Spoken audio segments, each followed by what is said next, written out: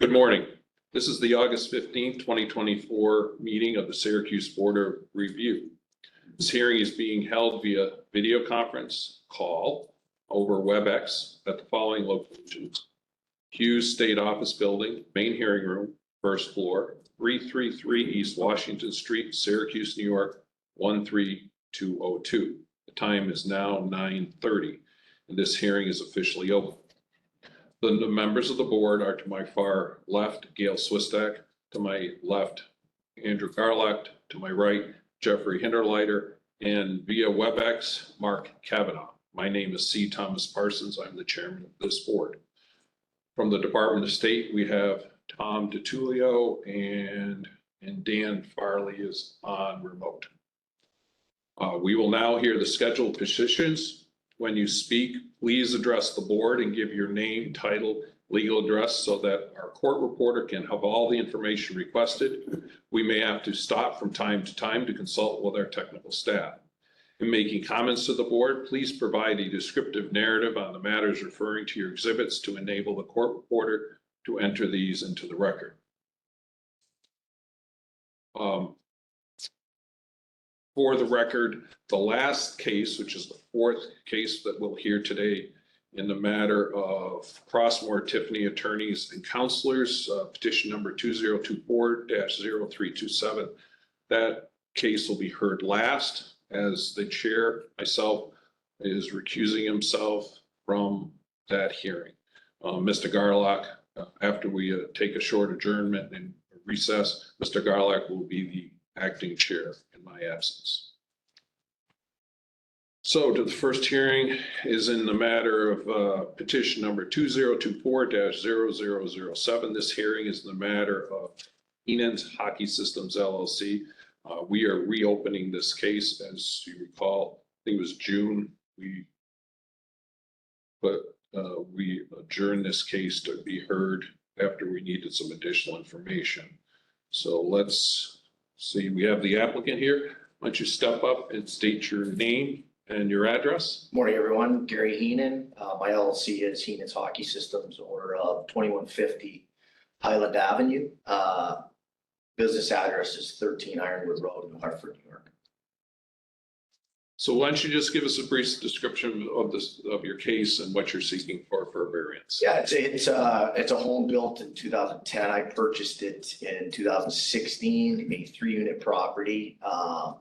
It's a 3-level single unit, one on top of the other.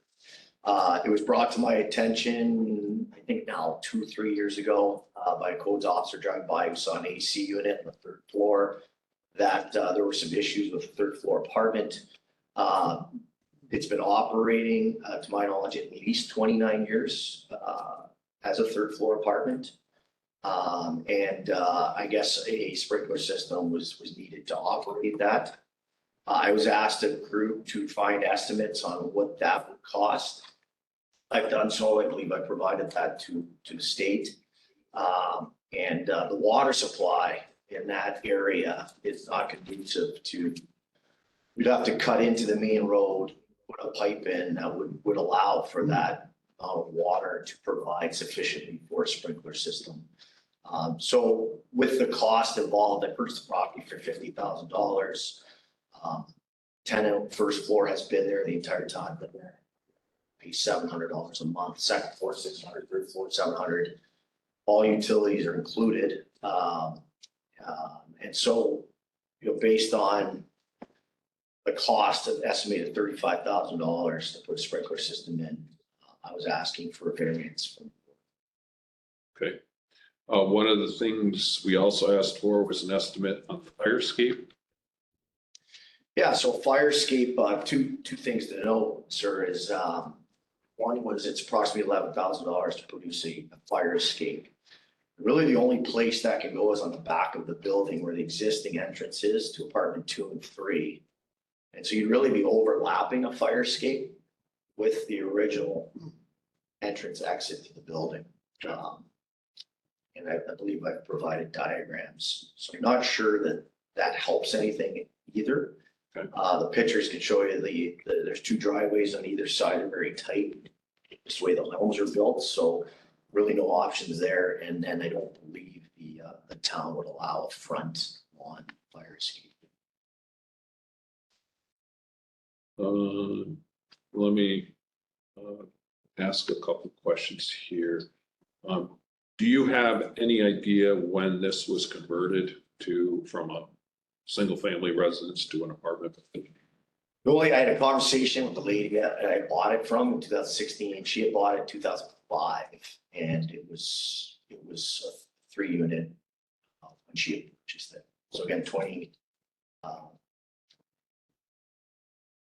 the guy who had bought it prior to her, in 1996, had converted it at least at that. Do they share a common entrance, all 3 units? The first floor is completely independent. He's got 2 entrances, a front and a side. Okay, And the back entrance has a stairwell providing entrance to the second and third floors. They do have an entrance, secondary entrance, but it's on the main level as well. You can go up and you can go to the side. Sure.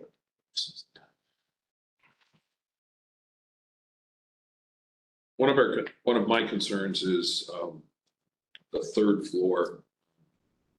2nd floor, somebody could get out a window, probably survive a fall. 3rd floor, that's pretty practical. And then it's also the limits of it's a limited size. So I think we need to look at, the existing additions. I don't see a variance being granted, but nothing being done. I think we're gonna have to do some things to do this, and I think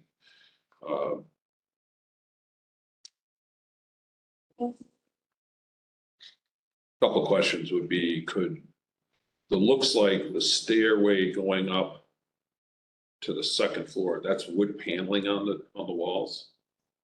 I believe so.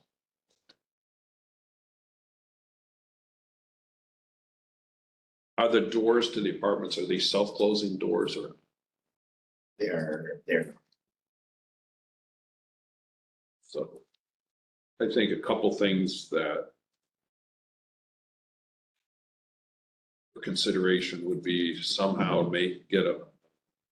take this stairwell that goes to the 2nd, 3rd floor and get essentially a 1-hour fire rating out of that stair, which means taking the wood off and sheetrocking it. And I'm trying to head in a direction kind of where under the existing building code, you could go, which is basically establishes a 1-hour separation. It's going to cost you, a contractor, or you do it yourself, the sheetrock, and put a 1-hour radius, not just a half inch. If it was lath and plaster, you could get by with it. The stairs are also something we'll probably have to figure out how to. Mr. Garlock or Mr. Tertullian might have some ideas, because they're wood stairs, have to protect underneath. So, I'm not sure whether they need to be sheetrocked on the back side or the ceiling below them as they zip up. However, we're gonna have to protect those stairs so they're not become vulnerable to fire. And then the last thing is, how close are you to the fire department? the closest fire department is probably a quarter mile. Okay. I think while a typical MRL, we might do interconnected smoke alarms. I think this building's going to need a fire alarm system, which would be mainly for the cellar basement. Does this have what kind of basement does this have? I'm not sure how to answer that, sir. Is it a finished basement or? No. Okay. What's down there? Just a washer dryer. Okay. In storage? Storage washer dryer, yeah. Okay. All 3 are able to share that for storage and have access to the washer dryer. Okay. I think one of the things because the ceiling's open and get penetrations, one thing is we put a fire alarm system in there and put heat or smoke detection down there, as well as pull stations and system smoke detectors in those stairs going up that would offer a level of protection that in the case of a fire, you'd have to put it so that the fire alarm activates and it would immediately call the fire department. So that if there is a problem, this wouldn't be smoke alarms in the apartments. This is just outside in the stairwell. So you're talking about a couple devices in the basement, maybe, I don't know, maybe 3 devices in the cellar or basement and a couple devices in the stair, some pull stations at each level. So if somebody has a fire department, they leave their apartment, they can pull the pull station, summon the fire department. Also puts the alarm so that everybody in all the apartments would hear that there's a fire alarm if the building is being evacuated. So this is in lieu of a sprinkler system and in lieu of the fire escape.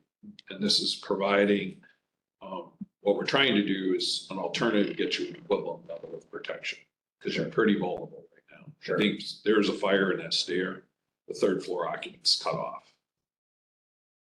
We need to make that stair resistant so that if there's a fire, the 1st floor unit or the 2nd floor unit, those on the 3rd floor have adequate time to get them out of their apartment and down those stairs in a protective manner to get outside.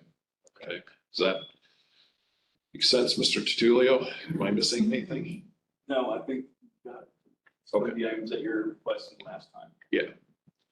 Let me talk to the rest of the board and see if anybody else has any questions or anything you want to add to this. Ms. Swistak. You pretty much hit. Okay. I was gonna have. Under the existing building code, I think that's the Yeah. closest we're going to come is, Yeah. because a sprinkler, if he did an alteration 2, 3, fire alarm, I think he would be exempt from the sprinkler system because they don't have water. That's one of those exemptions. And Right. so this is kind of gets that. Required to go to a fire alarm system. They still have to put the fire alarm system in. He'd still have to have you'd have to put self-closing doors. So if somebody opens their apartment door, it's going to close. Because one of the things we don't have, let's say there's fire, the person on the 2nd floor leaves their apartment. We want their door to close behind them to keep the smoke and the fire in there. So the 3rd person on 3rd floor has a chance to get out. Okay.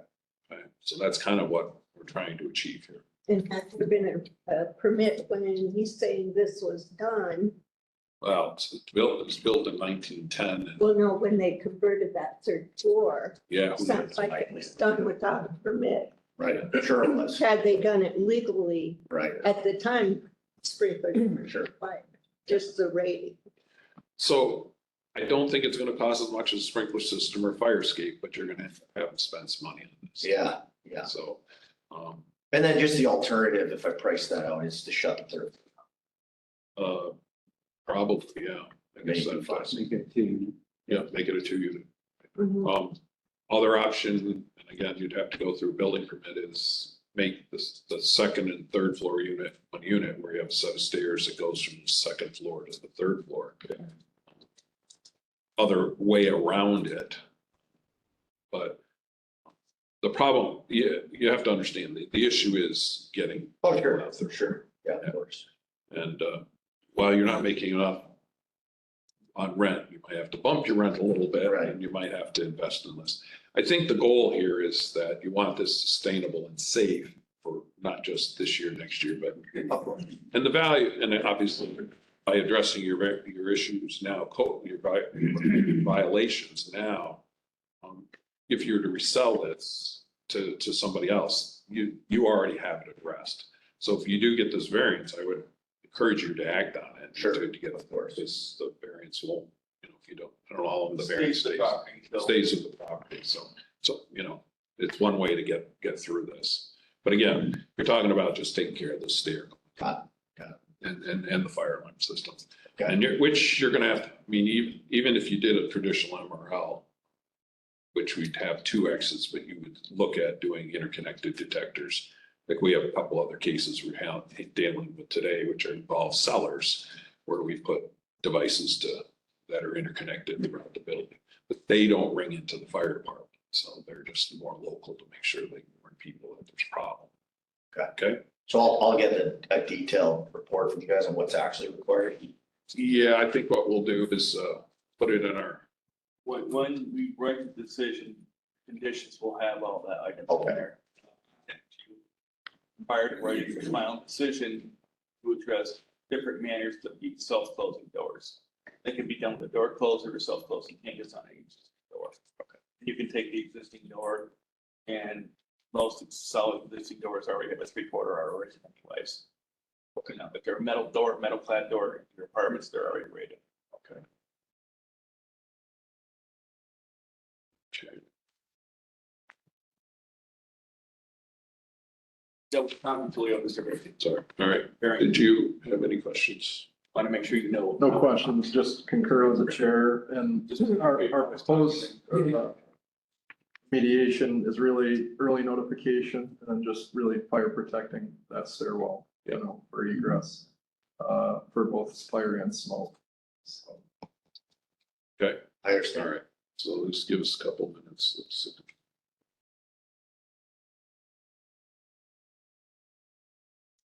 Mr. Chairman, just a point of clarification.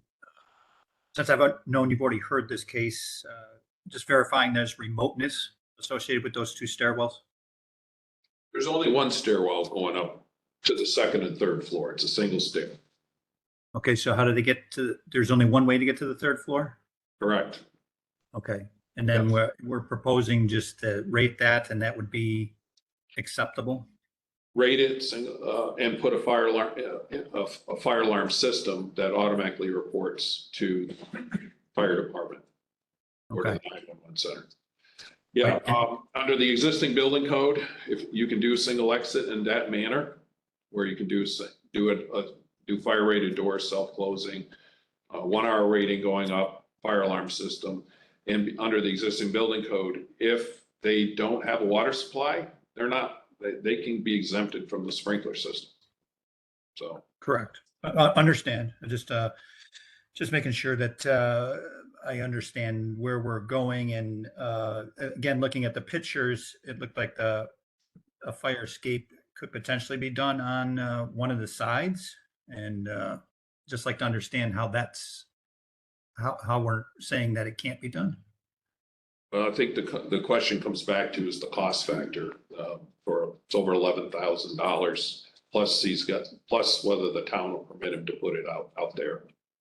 Fire escape would only be to the third. I see the side you were talking about, only the third. Correct. Yeah. Yep. Third floor is the one I'm concerned about most. So. I am too. Setbacks. And setbacks and everything else. Right. I usually don't like letting third floors go without two means of egress. I don't either, but under existing building code, you can get there if you do certain things and they exempt you from doing the sprinkler system. So, but it's kind of trying to make this work in the best possible manner. The travel distance is pretty short here too, as well. Okay, any other questions? Okay. Do you have it in front of you? it's ready, the condition. Okay. Give us a couple minutes. We just, Earl-X working on it. Talk about the existing stairwell walls reconstructed as 1 hour. Yep. Self-closing, All doors into the stairwell, self-closing. fire rated, self-closing. Or then, just in looking at the quote that was submitted for the fire escape, this was all submitted with combustible materials, all wood. So Yes. the quote that you have around that 11,000 isn't valid really, because it has to be non-combustible.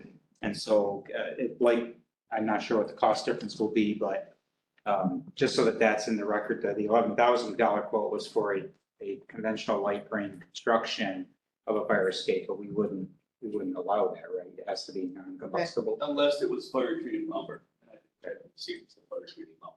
So I think that's the least expensive way to go. Yeah, Fire treated lumber. yeah, it doesn't. But you gotta get the fire treated lumber that allows exposure too. Right.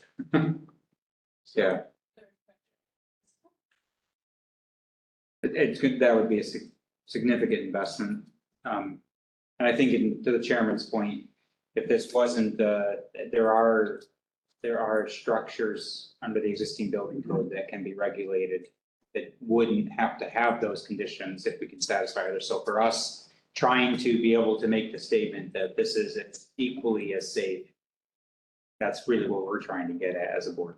Right.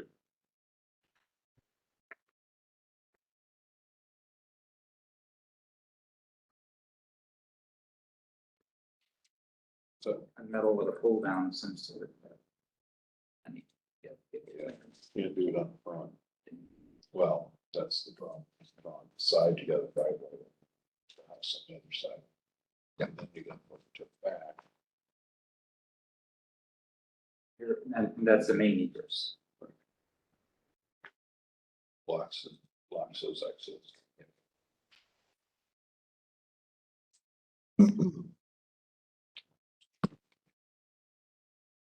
Also, we don't do ladders, right? Nope. So can't be a ladder. Basically have to steel frame it all of it.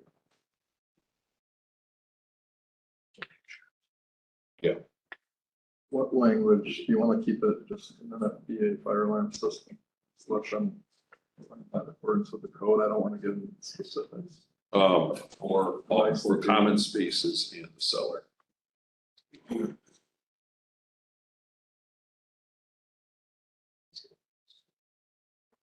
Detection in common spaces in the cellar. /ismet. But,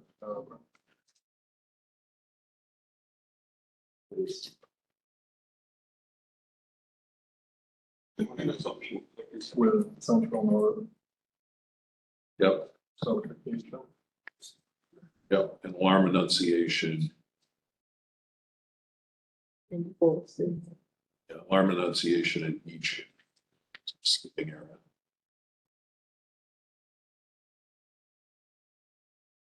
Pull stations at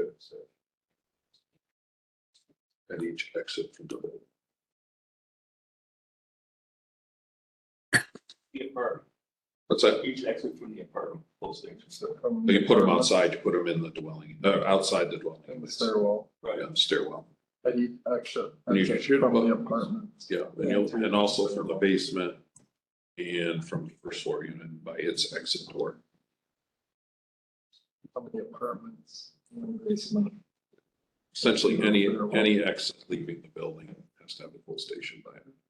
And if the fire alarm system shall be installed with detection in the common spaces in the basements, supervision, alarm enunciation, yes. Posts at each exit from the apartments and basement of the stairwell. Basement. Exit, From all exit doors. all exit doors. Okay. Yeah, that's the easiest. What's that? Report reporter, if they're trying to capture all the discussion. It's okay. Yeah, we're not in. Okay, we're just working on the language. Okay, let me just, do we need to go into short deliberation just to read this? So Mr. Kavanaugh can have a chance to hear it? I would recommend that. Okay, all right. All right, do you have any questions for us? Last would be just reasonable time. That's really up to the code enforcement. Well, the building permit, and they building permit gives you a year to get the work done. Oh, Yeah. So, thank you. And that'll create your legal third floor apartment. All right. Okay, we're going to go off the record and take a short recess while we just finish up this decision. And go ahead. Okay, we can go off the record. All right, we're back on the record. And we're going back into the case number 2024-007, Keenan Hockey Systems LLC. Do I have a motion on this petition? Yes, I'd like to make a motion. Mr. Garlock? With respect to the petition of Gary Heenan of Heenan's Hockey Systems LLC, petition number 2024-0007, requesting variances to the following sections of the Uniform Code. Petition pertains to a variance. Consolidated code of New York State. It's up to the Consolidated Code of New York State sections. The petition pertains to a variance seeking relief for life safety issues for an existing 3-dwelling unit multifamily building construction type 5B, 2.5 stories in height, located at 2150 Highland Avenue, Village of Yorkville, County of Oneida, New York State. The public notice was published in the New York State Register's February 14, 2024 issue. Petitioner is seeking relief from Chapter 61B of the Consolidated Laws of New York, Multiple Residence Law, Article 3, Section 26, egress from dwellings. In every such dwelling 3 stories or more in height, there shall be from each story at least 2 independent means of egress accessible to each apartment or suite. The first means shall open into a public hall connected with stair, affording safe access to a street or to a yard, court, or passageway, affording continuous, safe, and unobstructed access to a street. The second means shall be directly to a fire escape or to an enclosed stair without passing through the first means, except that where the first means includes an interior stair which is closed off at each floor level by fire-retarded construction with a fireproof self-closing door therein. The second means may be another such interior stair or fire escape directly accessible on the same story from a public hall therein, whether or not such public hall is also a part of the first means provided. Such fire escape is not a wire, chain, cable, vertical ladder, or rope fire escape. In lieu of a second means of egress, a sprinkler system may be installed in the public halls and stairs.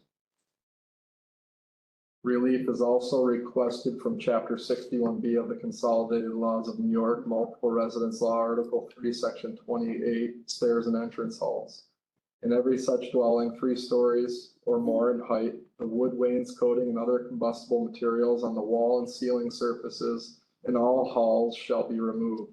In lieu of such removal, a sprinkler system may be installed, or such wainscoting and the combustible surfaces may be treated or covered with surface fire retardant approved by the department.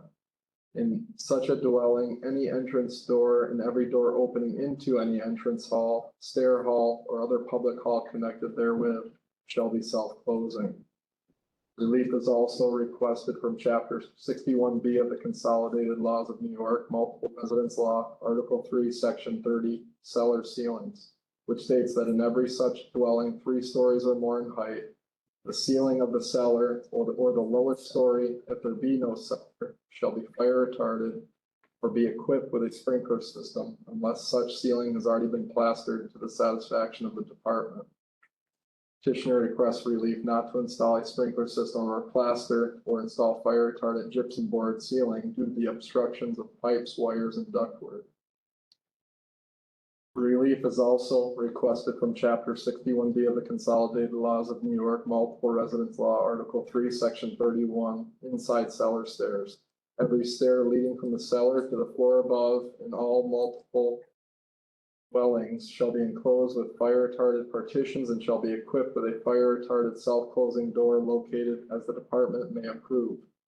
Petitioner requests relief not to enclose the stair with fire rated construction and a fire door at the top of the stair.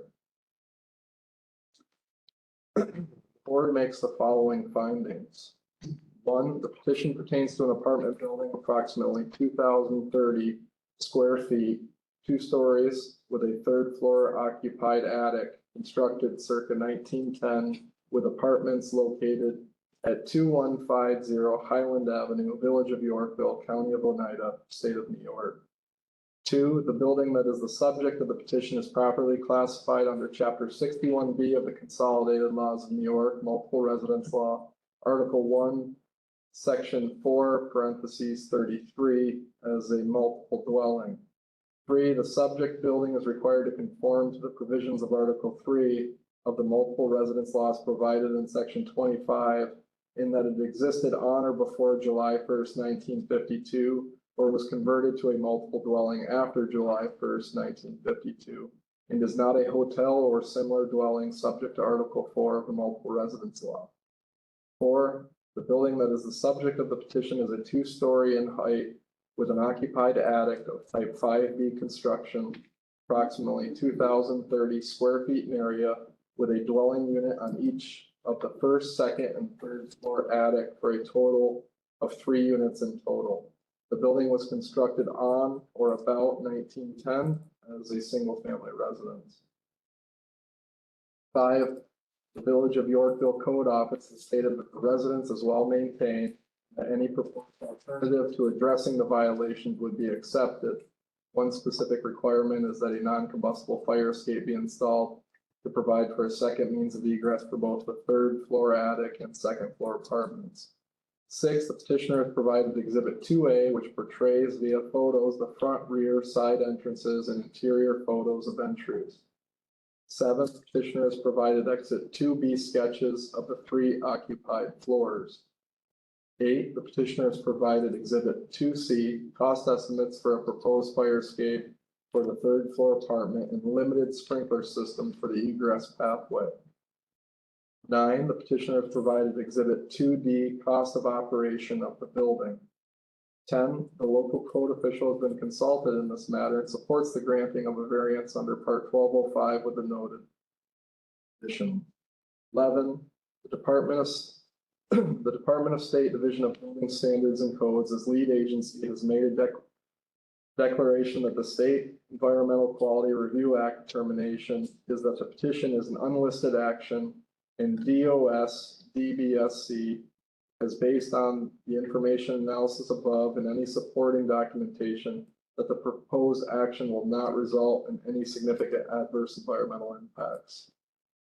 12, the building shall otherwise comply with all other local and state building codes and local ordinances.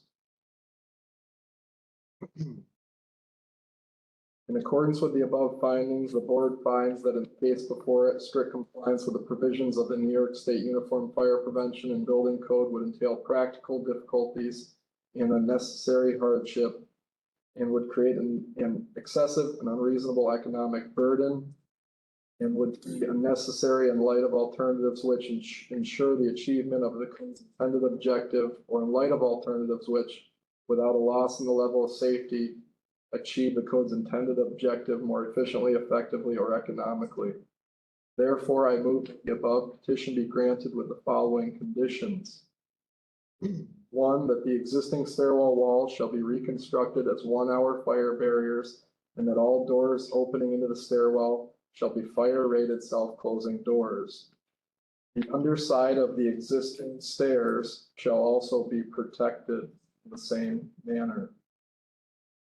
2, an NFPA fire alarm system shall be installed with detection in the common spaces and the basement with central supervision, alarm annunciation in each sleeping areas, pull stations at all exit doors into the stairwell. Furthermore, heat detectors shall be installed within the living space of each apartment. And lastly, number 3, that all other aspects of this building and construction shall be in compliance with the applicable codes, rules, and regulations. Furthermore, it should be noted that this decision of the board is limited to the specific building and application before it as contained within the petition. It should not be interpreted to give implied approval of any general plans or specifications presented in support of this application. I so move. Oh, we have a motion by Mr. Garlick. Do we have a second? Second. Second by Ms. Swistak, board. Mr. Kavanaugh? Nay? Mr. Underlighter? Aye. Ms. Swistak? Aye. Mr. Garlock? Aye. Chair votes ayes, 4 ayes, 1 nay. Petition is granted. Just one item. I was thinking about what Mr. Garlock was reading. If you choose to abandon the 3rd floor, you're still going to need a variance for the basement. And you can install a fire alarm system as we provided, but if you want some relief on that, you can come back and we can modify that. But that would be a condition that the 3rd floor would be involved. Okay? Right. So you got some time to make some decisions. Appreciate it. All right. All right, thank you for your time, Errol. You're welcome. Have a great day. Too. Good luck. All right. So we're going to close that case, and now we are going to move on to our second petition, which is petition number 2024-0. Hold on one second. I have to bring it up. Oh, okay. We're doing 0293. I have them separated. Okay.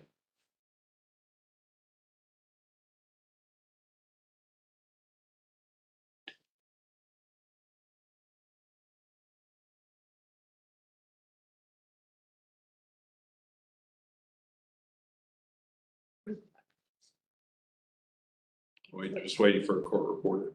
That thing.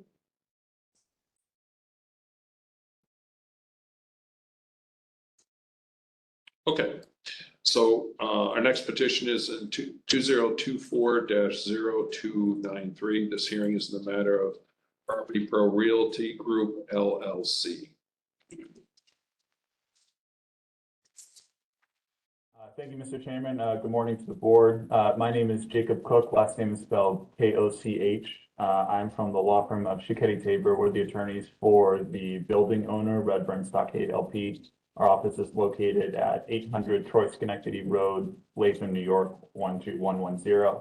Also here with me today virtually is Alexander Buell. He is principal of the applicant here, Property Pro Realty Group, Inc. Property Pro Realty is the property management company for Redburn Stockade, the building owner. Before we start, I do want to note, I have a rough sketch of the basement layout of this building. I'm not sure, am I able to share my screen with the board so that you guys can see the layout of the basement? It'd be best if you send us that electronically because we need to enter that into the record as a document. Okay. So if you could send that to Mr. DiTullio. Okay. Procedurally, would you like me to do that now or would we need to adjourn this? Why don't you just go ahead and do it now? We can. Okay. Do you have photos of the basement? We do, and they should be attached as exhibits to the application. Okay. I think we had photos.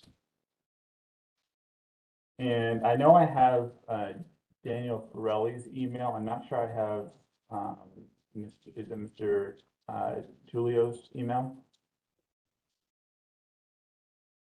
Say, I'm sorry. Jacob, this is Tom DiTullio, Department of State. My email is my name, Thomas. Yep. DiTullio, DITULLIO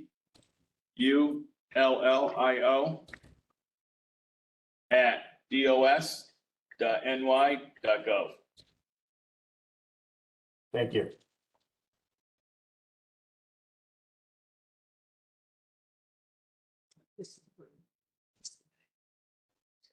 Bear with me one moment. I'm forwarding that email right now.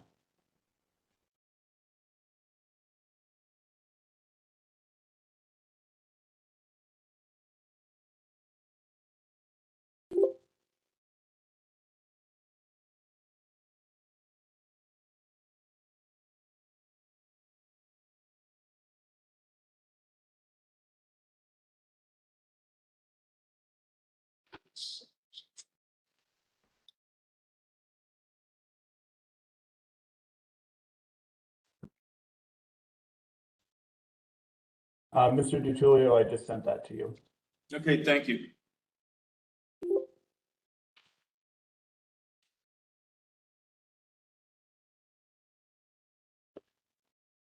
Mr. Chairman, would you like me to get started on the rest of the presentation, or would you like me to wait until Mr. DiTullio has the sketch pulled up?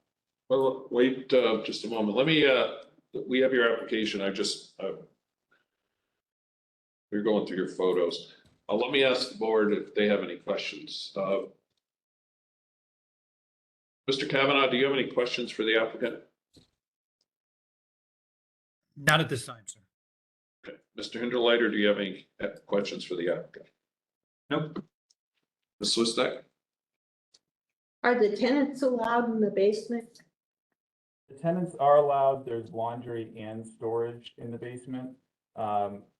We, as part of, there's a variety of, there's multiple properties that my client is seeking variances for. They have a portfolio of properties in the Stockade district in Schenectady. And before we started this process, they allowed tenants to store their belongings in the basement.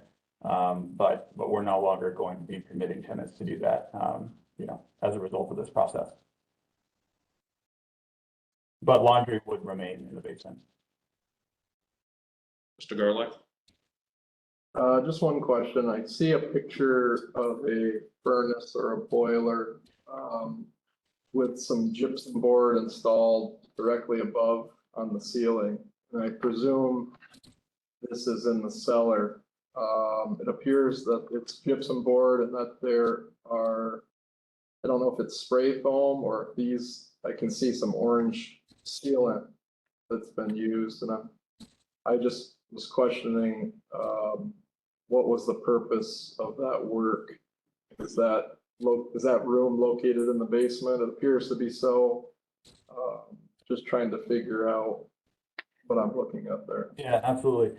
So there's there's a separated mechanical room in the basement that has been sealed with the fire rated gypsum board and the fire rated spray foam. So what you're seeing is pictures of the boiler and the hot water heaters, which are within an enclosed room that's located within the basement. And so that room, the previous owner of this property had performed some work, basically to fire rate that specific area of the basement. Okay, thank you. That's what I was thinking. All right. Mr. DiDolio, do we have another? Should have it. Yes, I got it.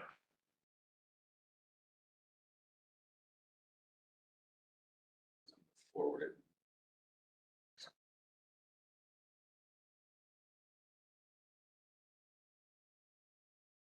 You guys have it now. Okay. Give us a moment to look at your,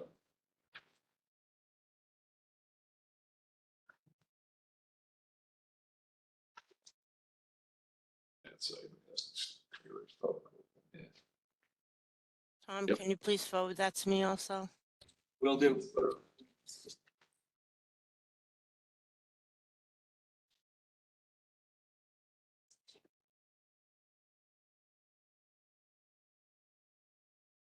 Done. On your way, Barb. I don't see in my inbox. Thank you. So are we going to pull it up at least? oh, you need, sorry, can you send that to Mr. Kavanaugh?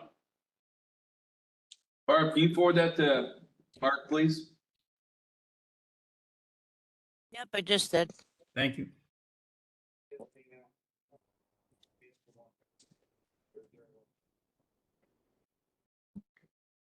Yeah.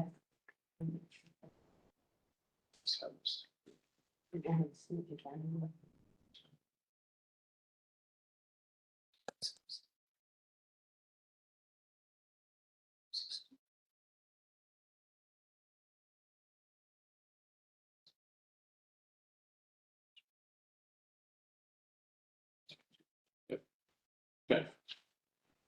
All right.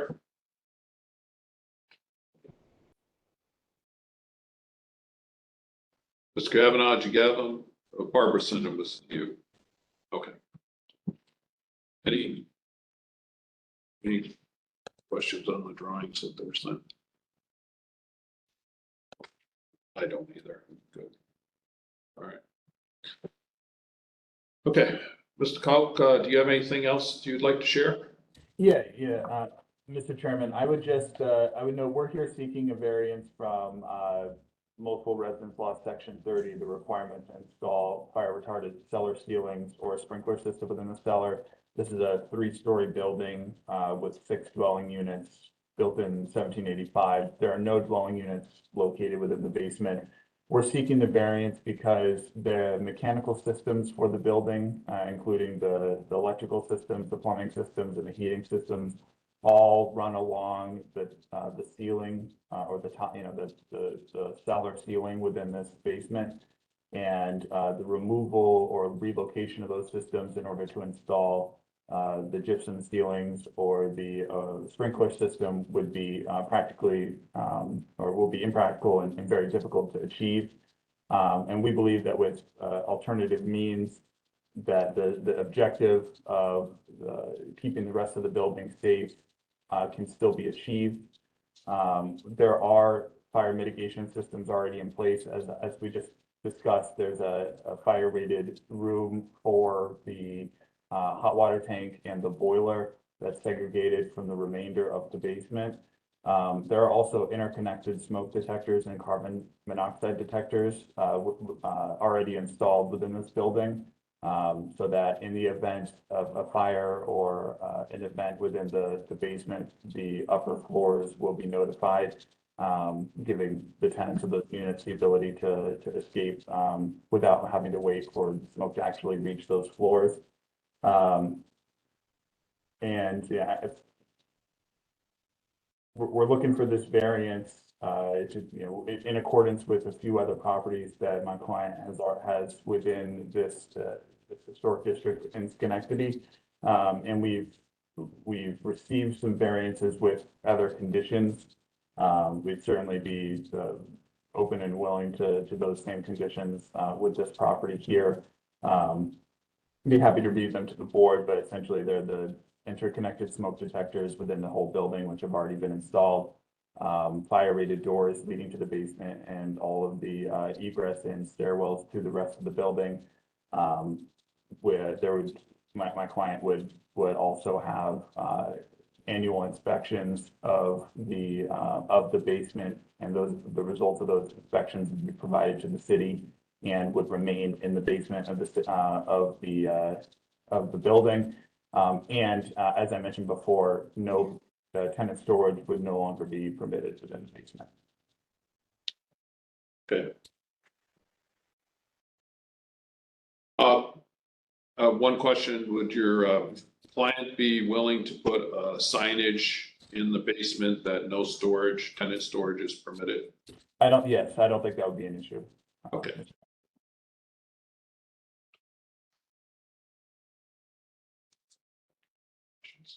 Okay. Any questions from the board to Mr. Bell? No? Okay.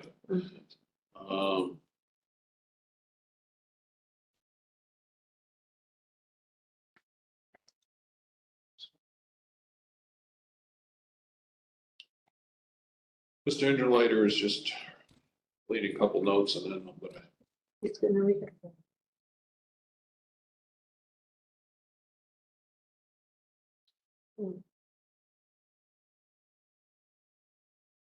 Mr. Kavanaugh, do we need to go in deliberation for this? No, sir. Okay, Number 4 number 4. should say. I rated door and.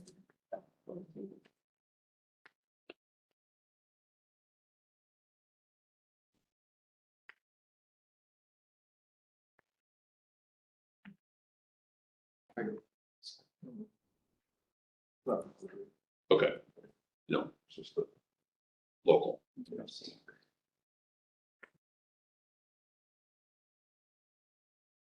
All right. Do I have a motion? You do. Mr. Ingerleiter? Upon the application of Property Pro Realty Group Incorporated and upon taking testimony and hearing argument thereon at a duly notified hearing before the Capital Region Syracuse Supported Review, also held via video conference call WebEx at the following location: View State Office Building, 333 East Washington Street, first floor, main hearing room, Syracuse, New York, 13202 on August 15th, 2024. On all other papers in the matter, the board makes the following determination. Petition pertains to an existing building containing an R2 occupancy, 3 stories in height, type 5B wood frame unprotected construction, located at 113 Front Street, City of Schenectady, County of Schenectady, State of New York. Relief is requested from Chapter 61-B of the Consolidated Laws of New York, Multiple Resident Law, Article 3, Section 30, cellar ceilings, which states that in every such dwelling 3 stories or more in height, the ceiling of the cellar or of the lowest story, if there be no cellar, shall be fire retarded or be equipped with a sprinkler system, unless such ceiling has already been plastered to the satisfaction of the department. The petitioner requests relief from the requirement that a fire retardant ceiling or sprinkler system be provided in the cellar of this dwelling. Based upon the testimony and documentation presented, the board makes the following findings of fact. 1, that the building is the subject of this petition is properly classified under Chapter 61-B of the Consolidated Laws of New York, Multiple Residence Law, Article 1, Section 433, as a multiple dwelling. 2, the subject building is approximately 4,208 square feet in gross area and was originally constructed around 1785 and contains 6 dwelling units. 3, the subject building is required to conform with the provisions of Article 3 of the Multiple Residence Law as provided in Section 25, in that it existed on July 1st, 1952, or was converted to a multiple dwelling after July 1st, 1952, and is not a hotel or similar dwelling subject to Article 4 of the Multiple Residence Law. 4, Article 3, Section 30 of Multiple Residence Law requires in every such dwelling 3 stories or more in height. Cellar or the lowest story, if there be no cellar, should be fire retardant or be equipped with a sprinkler system unless such ceiling has been plastered to the satisfaction of the department. 5, the lowest story cellar ceiling of this multiple family dwelling is not enclosed with fire retardant material and does not contain a sprinkler system. A fire in the cellar could easily spread throughout the building before it is noticed.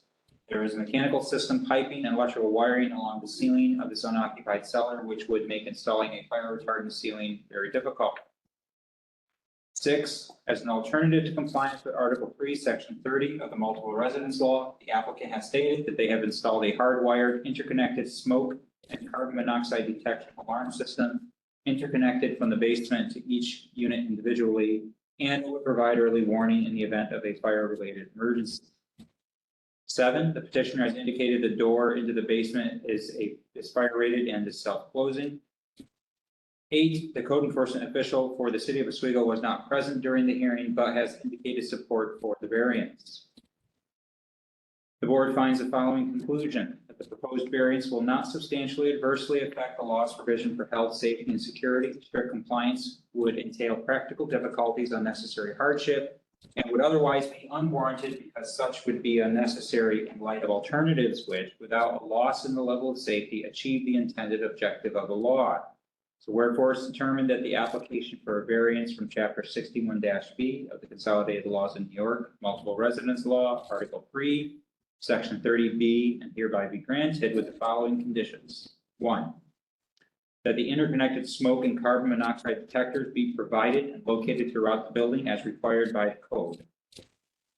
2, that the property owner shall hire a third-party independent code certified inspection agency to test the alarm system annually at a minimum, shall submit inspection results to the City of Schenectady Building Department. Inspection reports shall also be left on site and be readily available for inspection.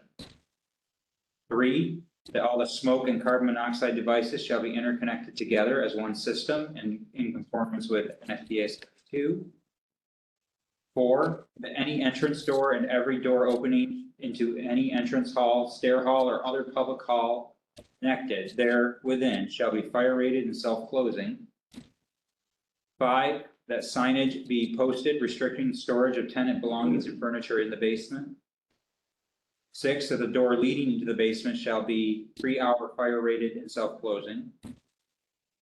7, that the Board of Review find and determine that the issuance of a variance in petition 2024-0293 will not have a significant environmental impact and will not have a significant adverse effect on any significant fish or wildlife habitat, scenic resource of statewide significance, important agricultural land or area included in an approved local waterfront revitalization program.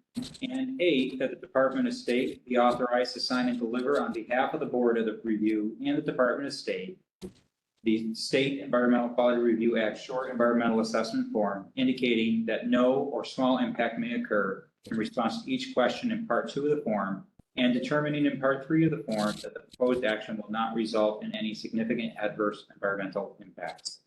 I so move. Motion by Mr. Hindelater, poll the board, or excuse me, I need a second. I'll second. Mr. Garlock seconds, poll the board. Mr. Kavanaugh. Aye. Ms. Swistek. Aye. Mr. Garlock. Aye. Mr. Kinderleiter. Aye.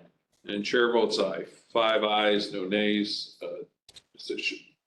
Petition is, variance is granted. It should be noted that this decision is limited to the specific building and application before it as contained within the petition and should not be interpreted to give implied approval of any general plans, specifications presented in support of this application. All right.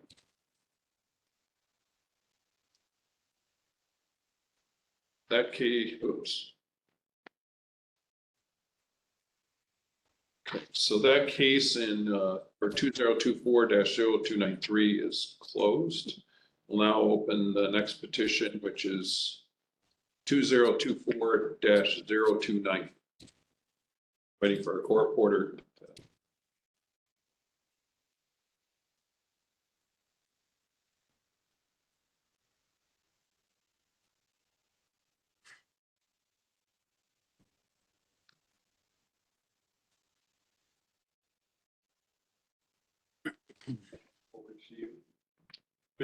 Not you, but the board member was just Kavanaugh. Okay, let's see. Make sure it's the right one. Let's see. You ready? Okay, court reporter's ready. Okay, we're now going to open the this case regarding to 208 Union Street. Mr. Koch, is this your, It is, Mr. Chairman. okay, do you have any, do you have a presentation you'd like to make? I do. I'd like to say make a few comments about this, Mr. Chairman. This is 208 Union Street, as you mentioned. This property is a 3-story building, 5 dwelling units built in 1905. Notably, there are no dwelling units in the basement. We are seeking relief from multiple residence law, section 30 of the multiple residence law, which requires the installation of a fire retardant cellar ceiling or a sprinkler system in the event that there are more than 3 stories, which we have here. We're seeking this variance because this building is an old historic building located within the Stockade Historic District in the city of Schenectady. All of the mechanical systems for the building are located on the cellar ceiling and run along the bottom of the cellar ceiling. That includes the electrical and the plumbing and the heating systems. And the removal or relocation of those systems in order to install a fire retardant ceiling or a sprinkler system would be very difficult to perform and would be physically impractical. We're seeking this variance and we would propose that with alternative means, the same objective of the law can be achieved. That objective being the warning of the safety of the upstairs, the tenants of the upstairs units and the warning of those tenants in the event there's a fire within the basement. We would currently there are some fire mitigation systems that are installed in this property. There is a enclosed fire rated boiler room located within the basement. This room has the fire rated sheetrock and the foam caulking. And I believe there is a self-closing door. Here on this call with me is Alex Buell, the principal of Property Pro Realty Group. They are the property managers. I'll let him chime in on some of the specifics of the property when I'm finished up here. There is a separated boiler room. In this property, there's only a boiler located within that room. The hot water tanks in this property are electric and are not located within that room. There is laundry located within this basement. And so the tenants would have access to the basement, but only for laundry purposes. I'll let Alex speak to this as well, but I don't believe there is any tenant storage permitted here. But in the event there is, we would certainly be open to signage prohibiting tenant storage in the future. So, you know, as I said, we're requesting this variance. We're open to the conditions. I may have mentioned this already. There is a interconnected smoke detector system located within this property. And what I mean by interconnected is that in the event there's a fire event or smoke within the basement, the upstairs units would be, and the alarm goes off in the basement, the upstairs units would also be notified at the same time. We would certainly be open to any conditions that this board pose. And at this time, Alex, can you speak briefly on whether or not there's tenant storage and any of the details of this property? Absolutely. This is Alex Buell, principal of Property Pro Realty Group, with an office located at 51 Broad Street, Waterford, New York, 12188.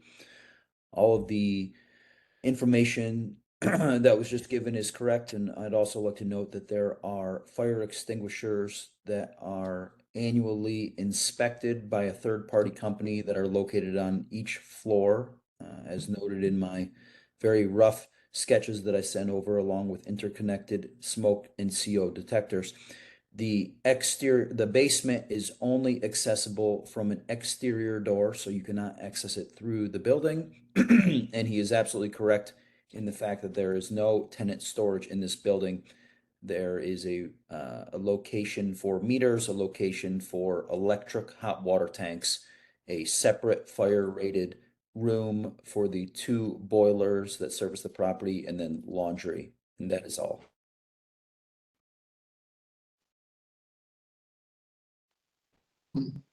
Thank you. Let me poll the board and see if there are any questions. Mr. Kavanaugh, do you have any questions for the applicant? It's just a question for Mr.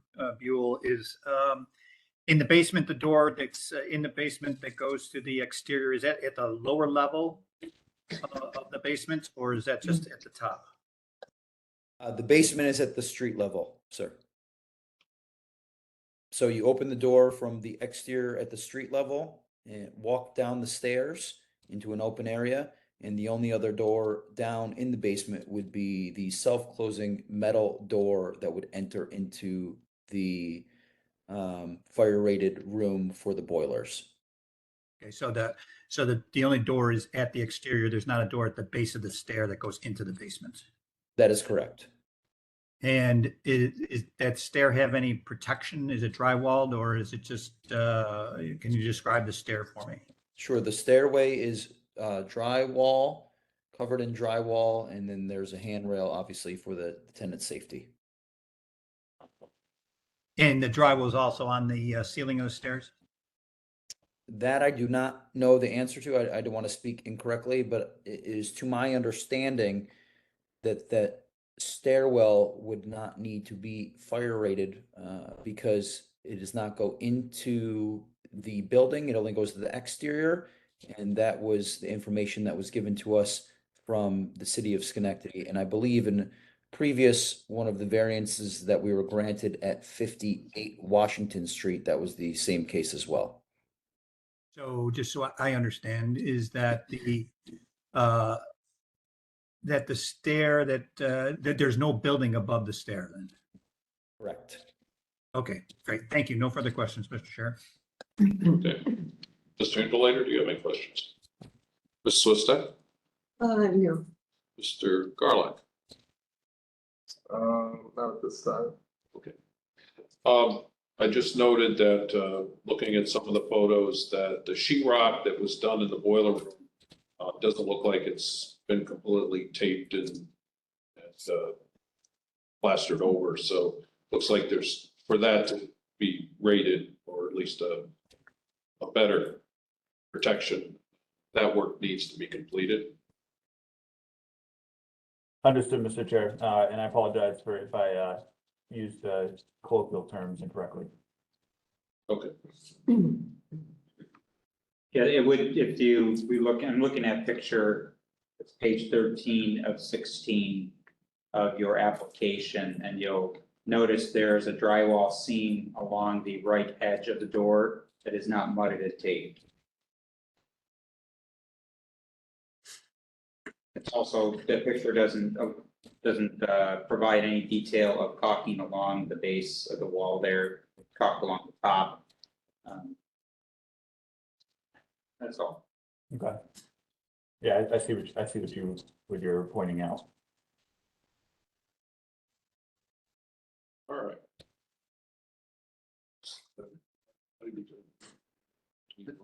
No, I think Okay, strikingly similar to the last. so Chair will entertain a motion. I'll make a motion. Mr. Cavalier, Upon the application of Property Pro Realty Group Incorporated, and upon taking testimony and hearing argument thereon at a duly noticed hearing before the Capital Region Syracuse Board of Review, also held via video conference call, WebEx, at the following location: the Hughes State Office Building, 333 East Washington Street, first floor, main hearing room, Syracuse, New York, 13202, on August 15th, 2024. And upon all other papers in this matter, the board makes the following determination. This petition pertains to an existing building containing an R2 occupancy, 3 stories in height, of type 5B, wood frame unprotected construction. It's located at 208 Union Street, City of Schenectady, County of Schenectady, State of New York. Relief is requested from Chapter 61-B of the Consolidated Laws of New York, Multiple Residence Law, Article 3, Section 30, cellar ceilings, which states in every such dwelling 3 stories or more in height, the ceiling of the cellar or of the lowest story, if there be no cellar, shall be fire retarded or be equipped with a sprinkler system, unless such ceiling has already been plastered to the satisfaction of the department. Petitioner requests relief from the requirement that a fire retarded ceiling or sprinkler system be provided in the cellar of the dwelling. Based upon the testimony and documentation presented, the board makes the following findings of fact. 1, the building that is the subject of this petition is properly classified under Chapter 61-B of the Consolidated Laws of New York, Multiple Residence Law, Article 1, Section 433, as a multiple dwelling. 2, that the subject building is approximately 4,376 square feet in gross area, was originally constructed around 1905, and contains 5 dwelling units. 3, subject building is required to conform with the provisions of Article 3 of the Multiple Residence Law as provided in Section 25, in that it existed on July 1st, 1952, or was converted to a multiple dwelling after July 1st, 1952, and is not a hotel or similar dwelling subject to Article 4 of the Multiple Residence Law. 4, Article 3, Section 30 of the Multiple Residence Law requires in every such dwelling 3 stories or more in height, the ceiling of the cellar or of the lowest story, if there be no cellar, shall be fire retarded and be equipped with a sprinkler system, unless such ceiling has already been plastered to the satisfaction of the department. 5, the lowest story ceiling of this multiple dwelling is not enclosed with fire retardant material and does not contain a sprinkler system. A fire in the cellar could easily spread throughout the building before it is noticed. There is a mechanical system piping and electrical wiring along the ceiling of this unoccupied cellar that would make installing a fire retardant ceiling very difficult. 6, as an alternative to compliance with Article 3, Section 30 of the Multiple Residence Law, the applicant has stated they have installed a hardwired interconnected smoke and carbon monoxide detection alarm system, interconnected from the basement to each unit individually, and it would provide early warning in the event of a fire-related emergency. 7, the petitioner has indicated the door into the basement is fire rated and self-closing. And 8, the code enforcement official for the city of Schenectady was not present during the hearing, but has indicated support for the variance. Conclusion, the proposed variance will not substantially adversely affect the law's provision for health, safety, and security. Strict compliance would entail practical difficulties, unnecessary hardship, or would otherwise be unwarranted because such would be unnecessary in light of alternatives which, without a loss in the level of safety, achieve the intended objective of the law. Wherefore, it is determined that the application for a variance from Chapter 61-B of the Consolidated Laws of New York, Multiple Residence Law, Article 3, Section 30, be and hereby granted with the following conditions. 1, that the interconnected smoke and carbon monoxide detectors be provided and located throughout the building as required by current code. 2, that the property owner shall hire a third-party independent code certified inspection agency to test the alarm system annually at a minimum, and shall submit inspection results to the City of Schenectady Building Department. Inspection reports shall also be left on site and be readily available for inspection. 3, that all smoke and carbon monoxide devices shall be interconnected together as one system and in conformance with NFPA 72. 4, that any entrance door and every door opening into the entrance hall, stair hall, or other public hall connected there within shall be fire rated and self-closing. 5, that the door leading to the basement shall be fire rated and self-closing. 6, that the Board of Review find and determine that the issuance of a variance in petition 2024-0294 will not have a significant environmental impact, will not have a significant adverse effect on any significant fish or wildlife habitat, scenic resource of statewide significance, important agricultural land or area included in an approved local waterfront revitalization program. And 7, that the Department of State be authorized to sign and deliver on behalf of the Board of Review and the Department of State, the State Environmental Quality Review Act short environmental assessment form indicating that no or small impact may occur in response to each question in part 2 of the form, and determining in part 3 of the form that the proposed action will not result in any significant adverse environmental impact. I so move. Motion, do I have a second? A second. Ms. Deck seconds. I'll pull the board. Mr. Kavanaugh, Aye. Mr. Garlock, Aye. Ms. Swistek, Aye. Mr. Indleiter. Aye. The chair votes aye, 5 ayes and no nays. Petition is granted. It should be noted that the decision is limited to specific building and application before it as contained within the petition and should not be interpreted to give implied approval of any general plans or specifications presented in support of this application. So that, and this case is closed. We are going to take just a brief recess.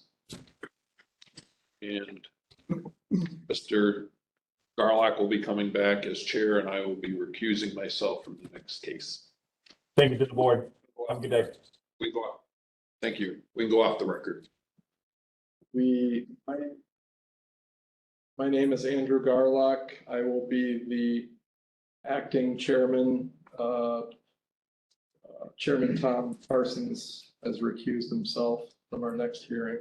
We are going to hear our 4th hearing in the matter of petition number 2024-0294, or excuse me, 2024-0327. The petitioner is Crossmore and Tiffany, attorneys and counselors. Petition pertains to a variance seeking relief for an emergency vehicle access road that serves 3 residences on a private lane named Glen Place, located at 504 East Buffalo Street, City of Ithaca, County of Tompkins, New York State. The public notice was published in the New York State Register's July 17th, 2024 issue. We have the applicant here. Yes. My name is Edward Crossmore. I represent Jeffrey and Patricia Lawless. They own a rental property at 504 East Buffalo Street in the city of Ithaca. Buffalo Street is a quite steep street and the main thoroughfare running between the city of Ithaca and Cornell University. The parcel is used by my clients as a rental property.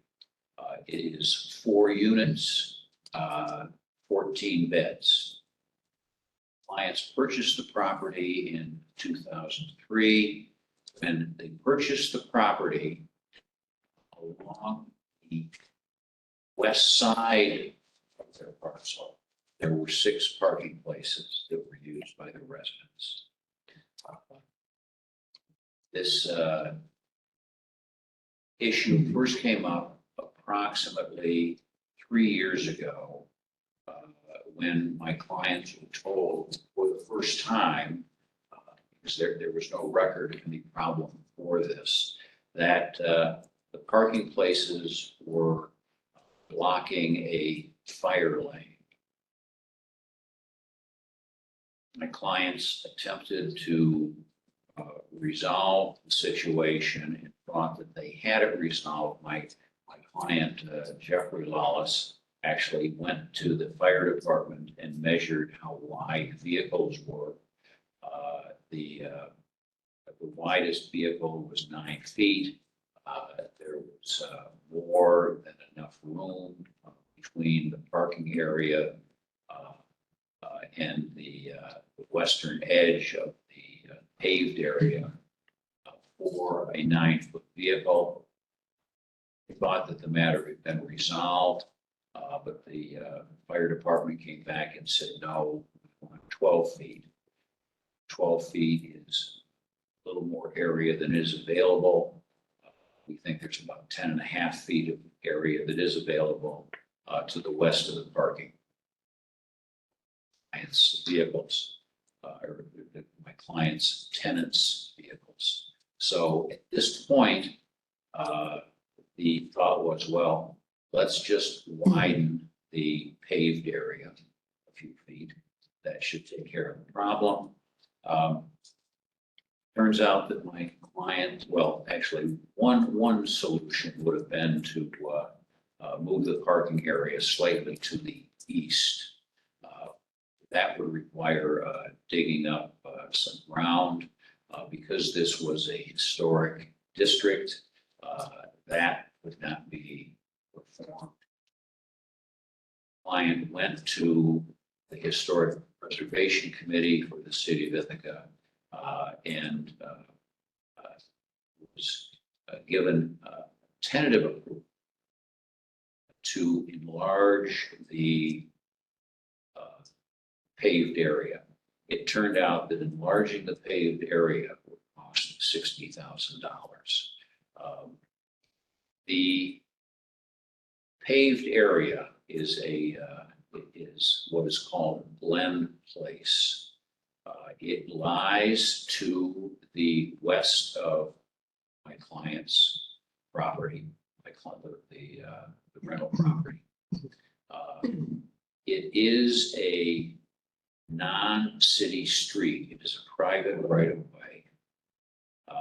To the north of my client's property, there are 3 houses. My client's property is about 150 feet in depth along Glen Place. To the north of that property, there's a parcel that is 50 feet in width, and then another parcel of property that's 60 feet in width, and then a final parcel of property that's about 150 feet. My client's property is actually facing Buffalo Street. So there is, if there is a fire emergency in connection with my client's property, the access by the fire department is along Buffalo Street. It is the 3 parcels that are to the north of my client's property, running along Glen Place, that the concern is about now. Because my understanding is that if there were a fire emergency, the fire vehicle would not merely need 9 feet, but it would also need some area on the side of the vehicle for firefighters to perform their duties. However, as far as my client's parcel is concerned, where there's 5 parking places, I'm sorry, 5 parking places are located. The concern only is passage. In other words, passage, is there enough room for a fire vehicle to pass? Not, is there enough room for a fire vehicle to park and fight the fire? Because my client's, the access to my client's property is on Buffalo Street, which is a city street.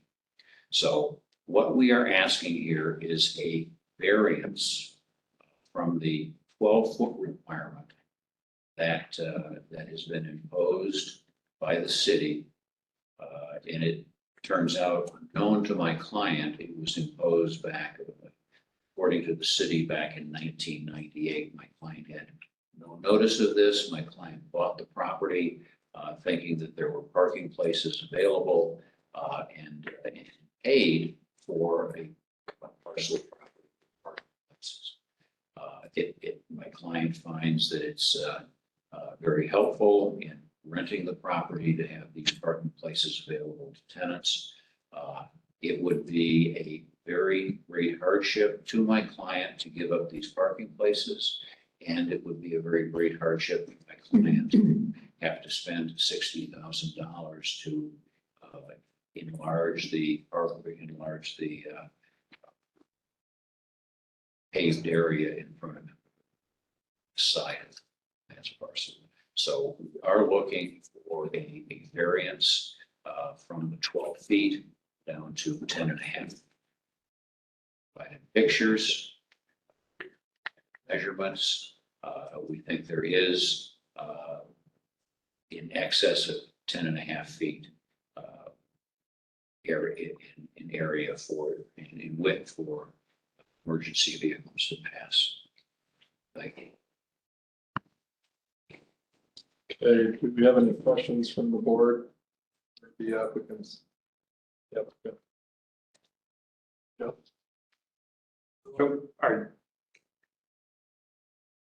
you're requesting a variance and the parcel is not,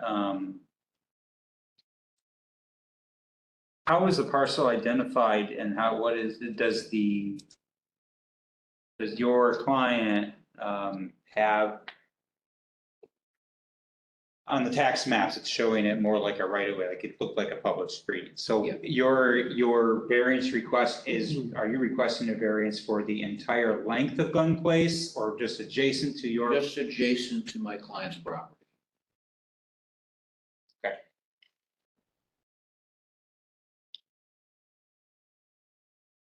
Any other questions? I have a couple questions, Mr. Chair. Kavanaugh? Yes, first of all, can you please explain the snow storage arrangement? So where does the snow go on that road when they push it and where does it end up and what's the end width of that Glen Place when you have snowstorm or snow? I have no idea. Okay. Mr. Lawless is here with me. He could answer that. I'm assuming that it gets pushed. Excuse me. Yeah, look to the stand and state your name and address, please.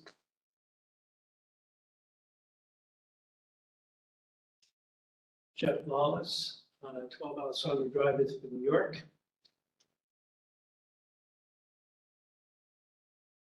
Erin, I know, I see Erin on the sheet up there somewhere. She coordinates the work with the plows, and I don't know if they put it to the street or if they back it all the way to her property.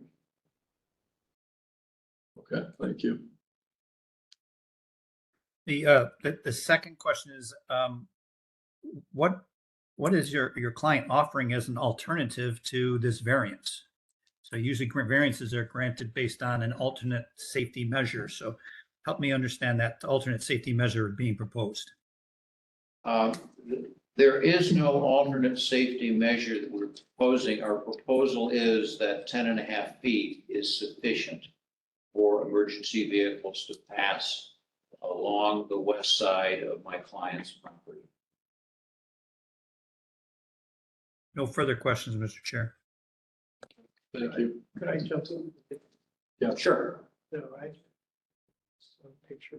if you're gonna leave this with us, we have to mark it as an Okay. exhibit. Is this part of the application? It is not. I think that what you probably need is some description of the picture that we are and why we're, okay. Mr. Lawless, if you could explain what this picture shows and when it was taken, and if you know who took it, approximately when it was taken. I don't know. I could look on my computer at home to find out. Give us your best estimate. Come on to the stand, please. Right up to us. Microphone's there. I don't have a date, but it's just an example of proper parking even in the snow. That's all. Okay. You want to leave with that with us, we'll enter it into the record as Yes. exhibit 1. And one Yes. one thing that I thought I would mention when I met with Gil. You gotta say who. Gil Hayes, smart, and was. There's a good. Sure. Good seeing it. He was the assistant fire chief who I had contacted 3 years ago when I found out that there were problems with truck access in the past. So Mark, I'm sorry? you're just providing existing one to the other report.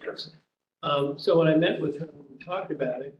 We met twice, and we met once at the station. That's when we measured all the trucks, and the widest truck was 40 foot. And we talked about the 12-foot rule as has been stated already. So I said, well, I mean, I live right off of Trip Hammer Road, so that's 10.5 foot. And there's some roads in the city that are less than 10. And that's what she said. Well, that's because we just have to get past. We don't have to actually fight a fire at that site. It's already state. So in terms of an alternate, it's, their default position is 12 foot. But the point is that what's important is have access in the back. I now make sure that anybody who parks doesn't have a Hummer, have a truck. Make sure that they're conscientious, not that they don't get somebody parking askew, it's crazy.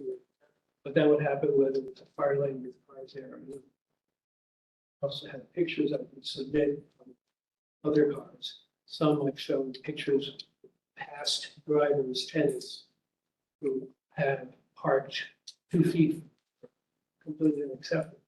But if they're parking close to the curb, one of the pictures that was submitted where they're parking close, with the, normal little car. Not talking about a truck. It's easy to get the 10. That's important. What's needed for a truck to actually get to the back houses? So anyhow, I'm talking with Jill, she actually had at one point, I don't know if Jill is out there, I don't see her name up there. But when we met 3 years ago, we went through, in the event of somebody parking crazy or some delivery vehicle parking away, well, we could hop that curb so long as the soil doesn't drop off fast, because we're on the hill. So I sent her pictures. She responded. Our policy is 20 foot, but it's private road and no jurisdiction. Do what do whatever. I felt somewhat, I don't want to say responsible, but I felt that I should pursue it even though I wasn't required to. Should I go on? I think you've made your point. Okay, thank you. I will ask Ms. Swistak, do you have any questions for the applicant? So the fire department is saying that what doesn't work for them? No, Was that confirmed They with said- them?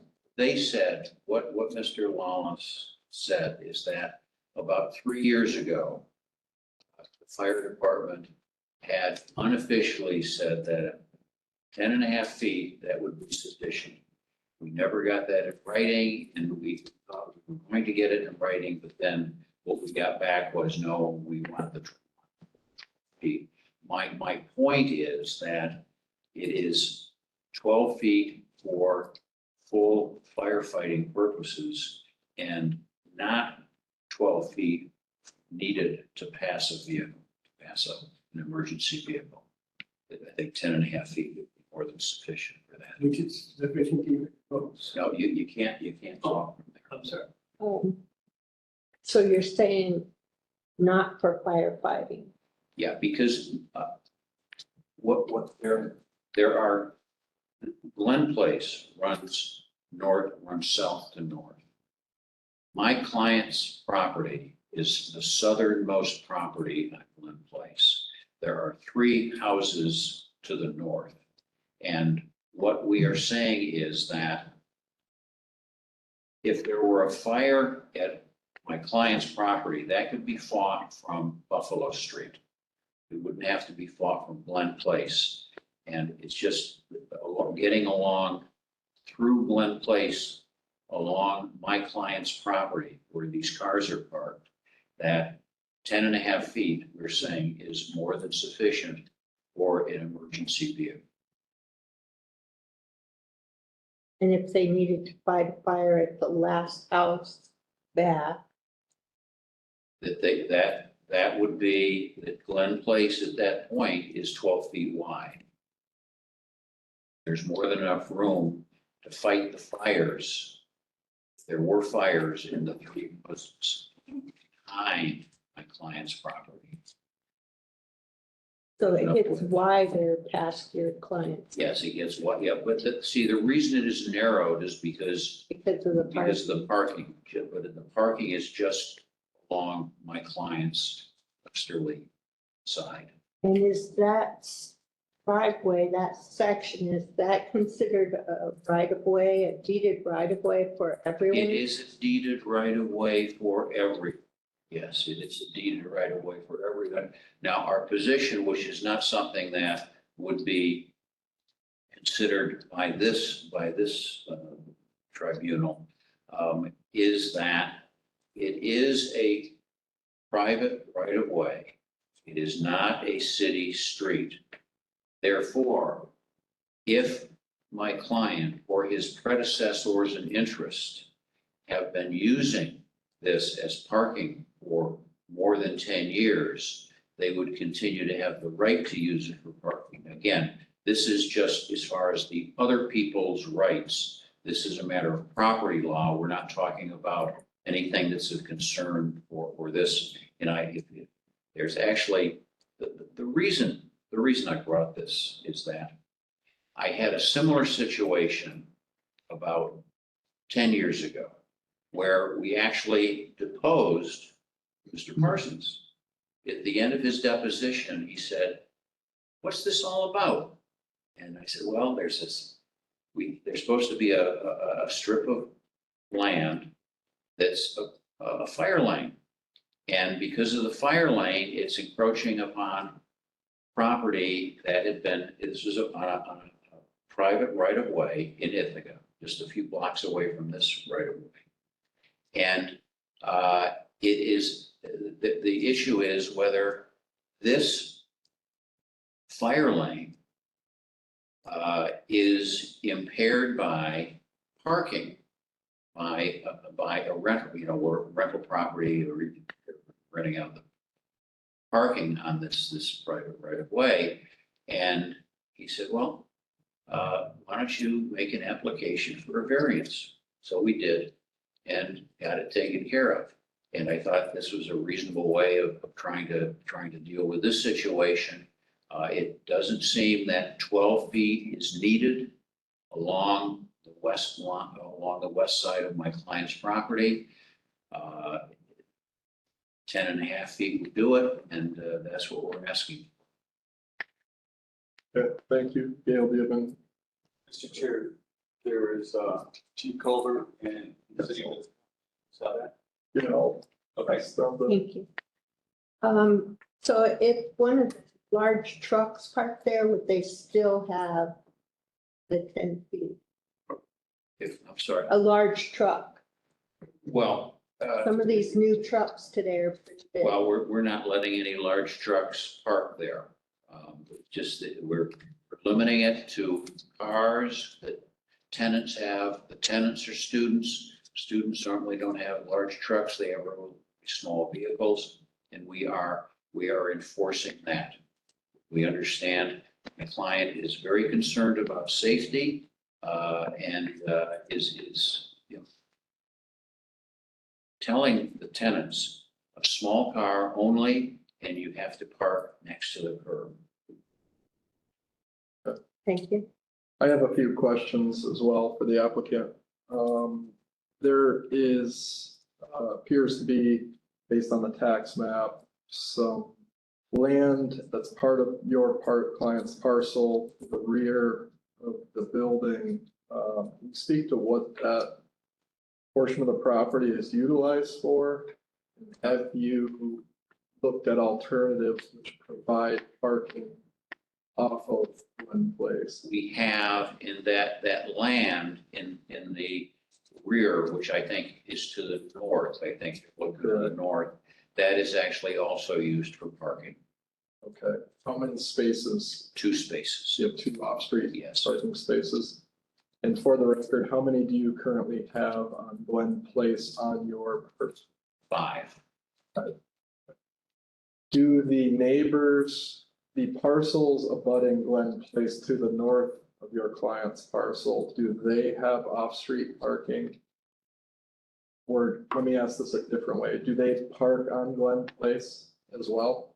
I'm not sure what they do. And so you're asking for 10.5 feet as a variance for the lane, the Yes. fire lane. As you know, 12 feet is required by the code. Could there be a chance that an emergency vehicle would have to park within that lane to provide emergency services to either your building or the buildings to the north, your structure and parcel on Glen Place? It appears based on the map, you know, if you have multiple vehicles coming to a call, some type of emergency call, there currently is no turnaround on Glen Place. It is That's a correct. dead-end street. There's never been a turnaround. So any vehicle that comes up that street really essentially has to back down that street. And the stacking of vehicles, it could get quite busy on that street during an emergency.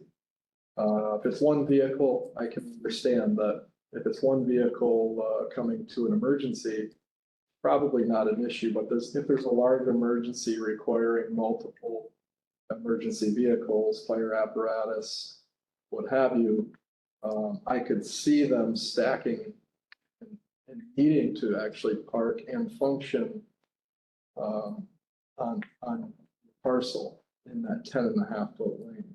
Well, all I can say is there is 250 feet, 260 feet to the north of my client's parcel that is available for emergency vehicles to stack. Okay, based on the tax map, I think this map that we have that shows the private lane, it appears that there's less road frontage abutting those parcels than the 150 feet that you have. You have the total length of the Glen Place street. According to the tax map that I have, is this what you're looking at? Yes. Okay. That I show my clients, I see what you're saying. There's, my client has 155 feet of frontage. Mhm. The next frontage is 50 feet. The next frontage is 60 feet. And then Glen Place terminates, it looks like, about halfway down the 100 and, what's it? Looks like 131 feet. So I do stand corrected. It looks like the area that we have past my client's property. It's actually, let me just ask one thing. Your James place.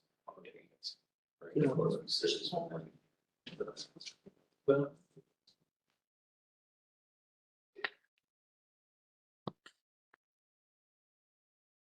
my client informs me that the parking on the west of his house goes around around 100 and a little more than 100 feet to the north, perhaps 125 feet. So there's 25 feet no parking area that is on my client's property.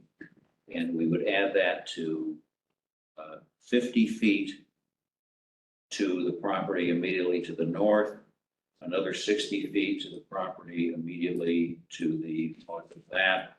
And then it looks like perhaps another 50 or 60 feet to the property immediately to the north of that. So that's approximately 170 feet, something like that, for stacking emergency vehicles. Okay. Just a couple other questions that I have. I see Spring Lane to the opposite side of your parcel. Is that lane privately owned? It is. Is it on your parcel, your client's parcel? It is, well, I have never looked at the title to Spring Lane. My understanding it is a right of way that my client does have access to. My client does not use it. My understanding is that it is largely used by the properties to the east of my client's parcel for parking. Okay. Thank you. That's all I have for now. If anything else you'd like to add before? No, I think I'll just, if there are questions, be happy to answer those. Mr. Kavanaugh, do you have any other questions for the applicant? Not at this time, thank you. Okay. Any other board members, Ms. Swistak? Just curious to hear other people. Thank you. Do we have the fire department official here? Yeah, Rob, there we go. It's here. Hi, my name is Rob Covert. I'm the current fire chief of the Ithaca Fire Department. Okay. Rob, can we have your address, please? Sure, work or home? Work. 310 West Green Street, Ithaca, New York, 14850. Thank you.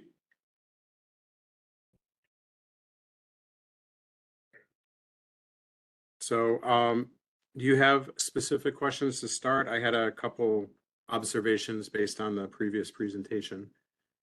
Yes, if Rob, you could give us just your observations, anything you want to state in regards to the case, and then we will likely have questions for you. Sure. Thank you very much for the opportunity to speak. So first of all, I just want to make sure that it's clear that we are not in support of the request for the variance. So I do not believe it's in the best interest of the safety of the properties on Glen Place. So I wanted to give some context with Assistant Chief Jill Haynes Sharp. So Chief Sharp, Haynes Sharp retired earlier this year, which is the only reason that she's not at this variance hearing. So I'm here representing her. I did not participate in any conversations with her and Mr. Lawless, but I can assure you that all conversations, of which there were many that I had with Chief Haynes Sharp regarding Glen Place, I never heard her waver from her belief that the 12-foot variance or 12-foot fire lane that we established 26 years ago in 1989 or 98, excuse me, that she believed that anything else was appropriate in that area.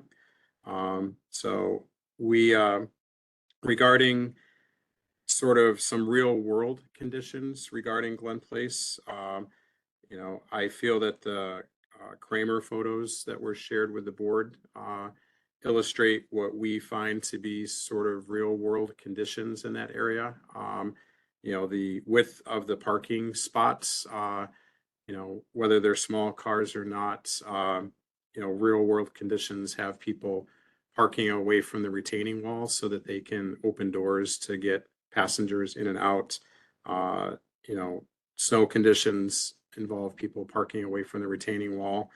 I was unable to read, I do recall the fire, but I couldn't remember the year, nor could I see the journal article well enough to see what the year is. But I do know that we've had real world conditions where we've had difficulty getting apparatus down that road. So to Mr. Crossmore's point, yes, the Buffalo Street side does give us access, but from an operational side, I just did want to point out that there are operating techniques where we would potentially be able to protect the applicant's property better from being able to do firefighting operations from the side or the rear of the property. There's a technique called a blitz attack where we would use the deck gun on the truck to hit a fire that could be on the side of the building or the rear of the building, where being able to have folks get out at a very particular spot could also be advantageous to the applicant's building. So, but our, we stand firm that we believe our designation of the fire lane in 1998 was correct via code, and we haven't wavered from that position since then. So. Okay, thank you. I'm just gonna poll the board for questions, Mr. Vanderleiter. Any questions, Mr. Coleman? No, thank you for those comments. And just as a matter of business, when you encounter similar situations through the city, have you been fairly consistent with that 12 foot is the kind of what you operate around the city? That's what you hold to, and just that's your established practice. Correct. I can give you a recent example. Highland Place, which is a smaller road up in that area, which is actually a city street.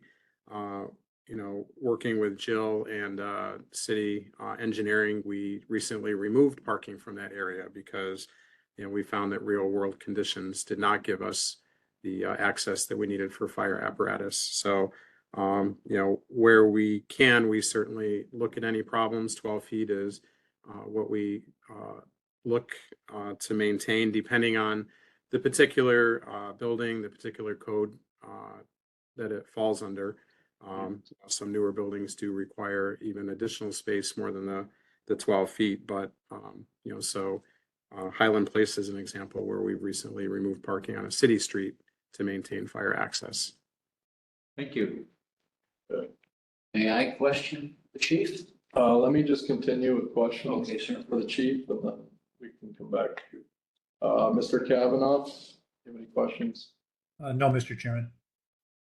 Swistak? Yeah. Thank you. Okay, I do not have any questions. We will open the floor back up to the applicant. Thank you. Mr. Hilbert, how many streets are there in the city of Ithaca? You know? I do not know the answer to that, sir. I can find out and get back to you.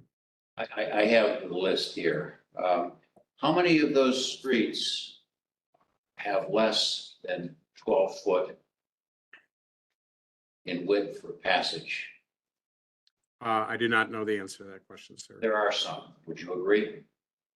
I would surmise that it's possible, but without looking at the list and being able to talk to city engineering about what the widths are, I would be, I don't think it would be good for me to comment without doing the research.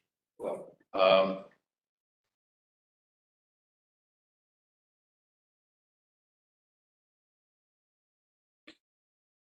how many situations have you been involved in where there has been a request for a variance? I'll withdraw that. How many situations have you been involved with where there has been a concern about the width of a street providing access for emergency vehicles? I would say in my tenure as chief, Glen Place and Highland Place are the two streets that I've been involved with that I recall at the moment. So Highland Place, so only those two streets. And how wide was Highland Place? I don't recall that at this moment, sir.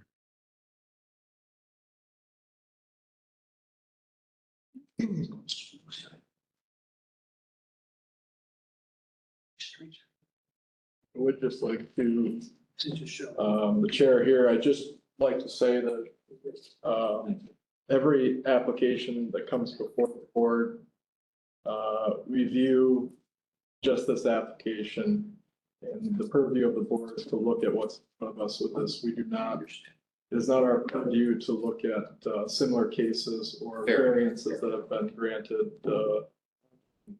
on other projects or parcels of properties. Understand. I just want to make sure that we keep the scope within of this presentation within the situation before us. I was just trying to see whether the fire department was imposing any restrictions on our parcel that was not imposed on other persons. I understand their enforcement of public or other local laws through the community are not approved. I understand that.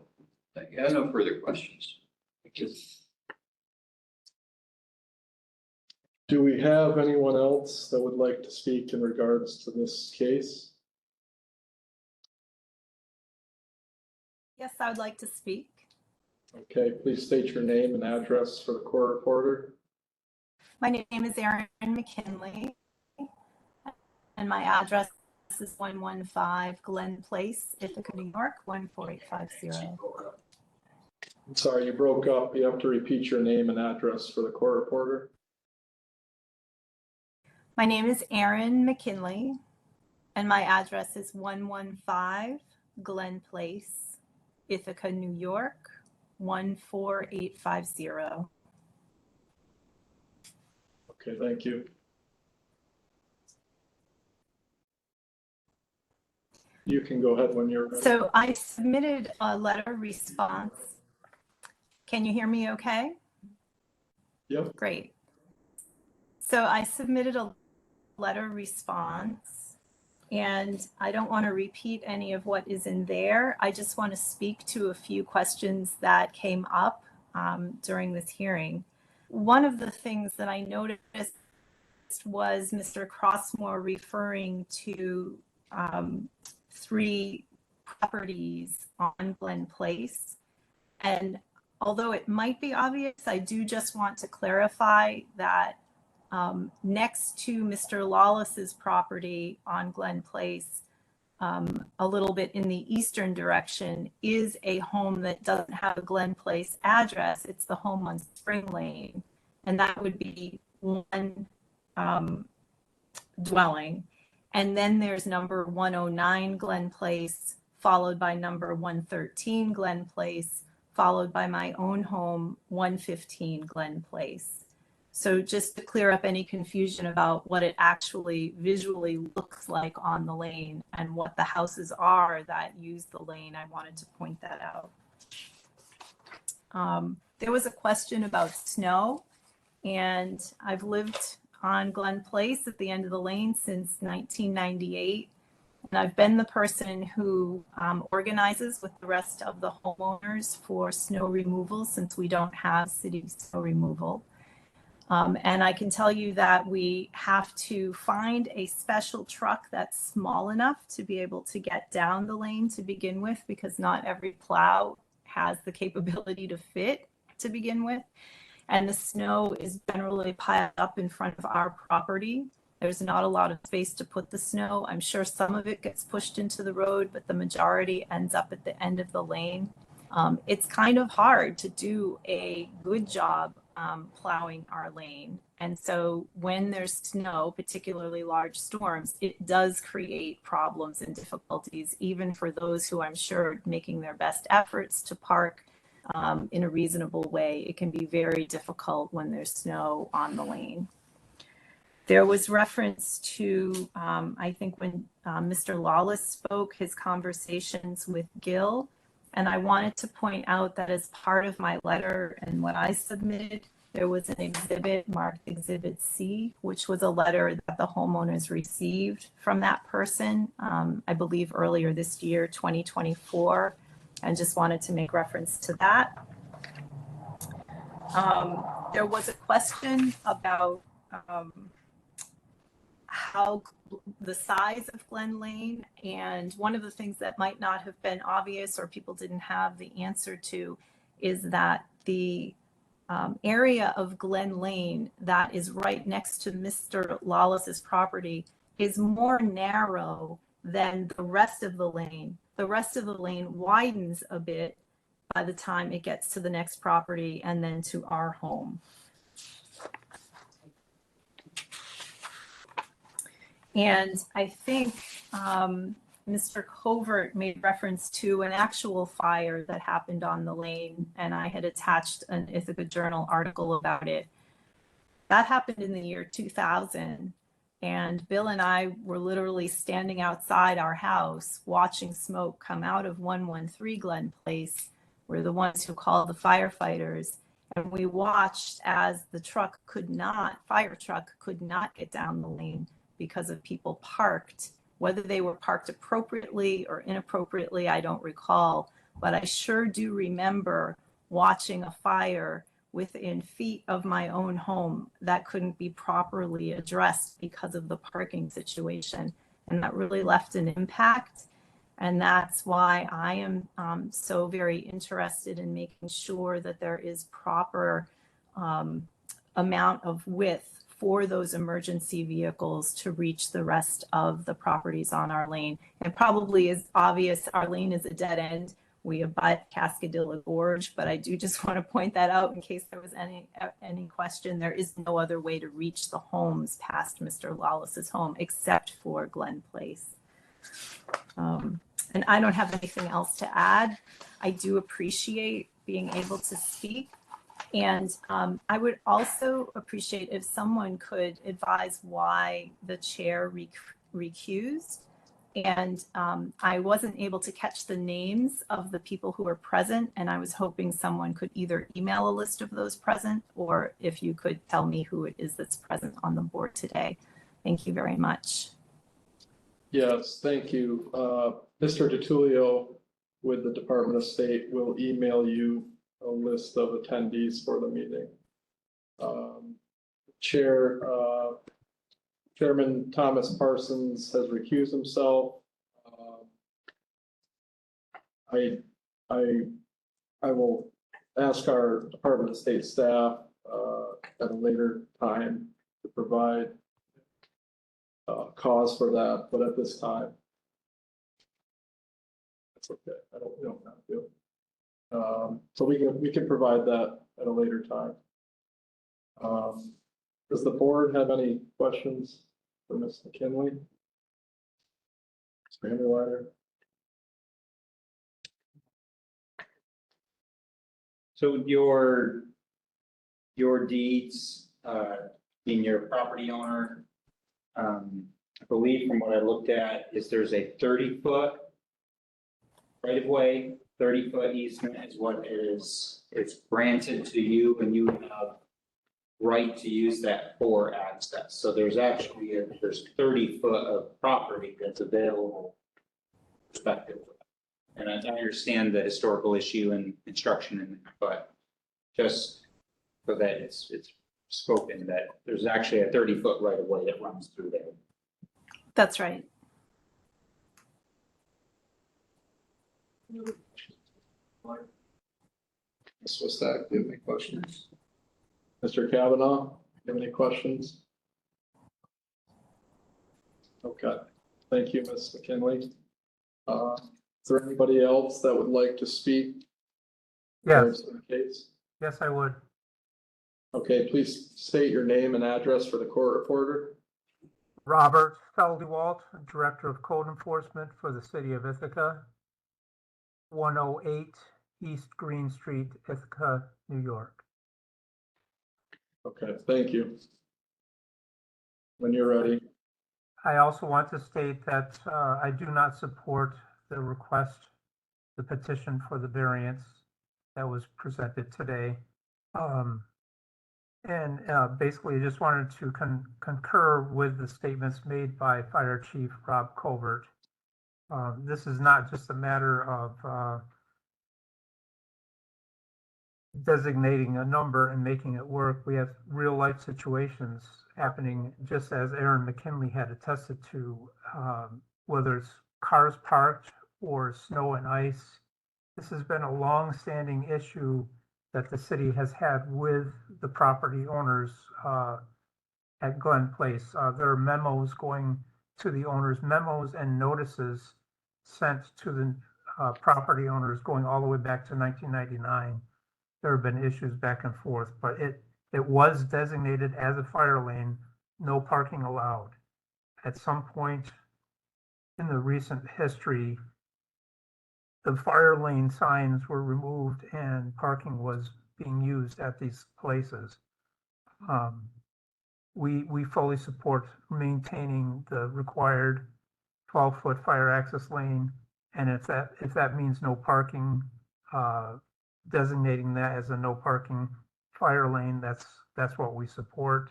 I believe the city has already worked to put up signs for that. Again, I just wanted to state we support the fire department in their position against this variance. Thank you. Okay, thank you very much. Any questions? Okay, don't believe the board has any questions. If I could make a comment on the removal of the fire lane signs. There never until several months ago were fire lane signs posted there. There were signs, fire zone. One of those signs was removed when the signpost itself fell down and the city replaced the post, but never put back the fire zone sign. My client has not removed any signs, never would remove any such signs. Thank you. Thank you. Okay, is there anybody else that would like to speak in regards to the application? Okay. Further comment? Is the applicant anything further?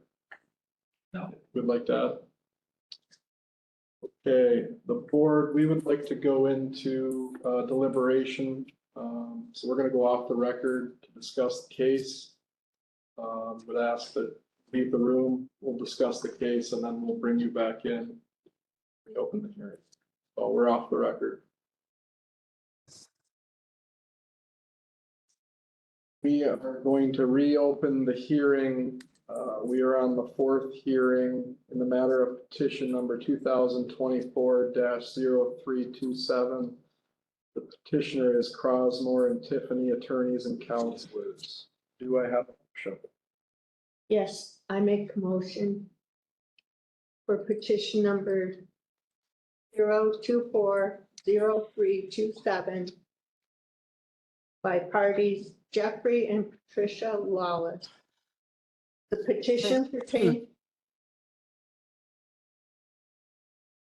petition pertains to a variance seeking relief for an emergency vehicle access road that services 3 residents on a private lane named Glen Place, located at 504 East Buffalo Street, City of Ithaca, County of Tompkins, New York State. The public notice was published in the New York State Registry July 17th, 2024 issue. The petitioner is seeking relief from 19 NYCRR Part 1225, the Fire Code of New York, Section 511.2.1, dimensions, which states driveways shall be provided a minimum unobstructed width of 12 feet and a minimum unobstructed height of 13 feet 6 inches. The petitioner is seeking relief for a variance to allow the historical private lane to remain unimproved and the width after parking to be allowed to remain a 10.5 feet, which is less than the required 12 unobstructed feet. The board has the following findings. Number 1, subject petition pertains to an existing private lane that extends off East Buffalo Street at the 500 block location and that the private lane services 3 to 4 residents along with off-street parking.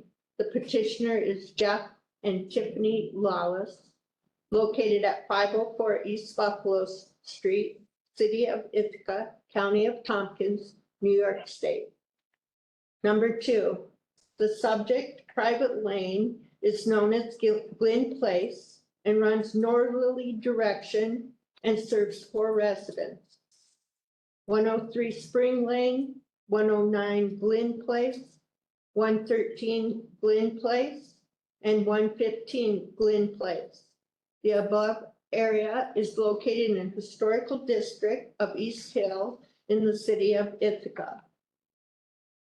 Number 3, the petitioner provided survey notes that the right-of-way known as Glen Place runs north-south along the western side of 504 East Buffalo Street.